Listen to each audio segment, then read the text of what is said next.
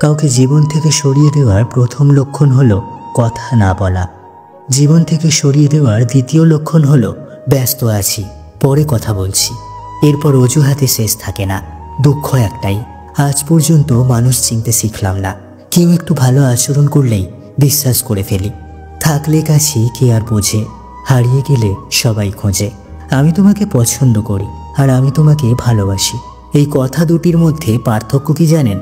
উত্তরে বুদ্ধদেব বলেছিলেন, যখন তুমি একটি ফুল পছন্দ করবে তখন তুমি তাকে তুলে নেবে, আর যখন তুমি একটা ফুলকে ভালোবাসবে তখন তুমি প্রতিদিন এটিকে জল দেবে। জীবনে 5টি জিনিস খুঁজে পাওয়া খুব কঠিন। 1.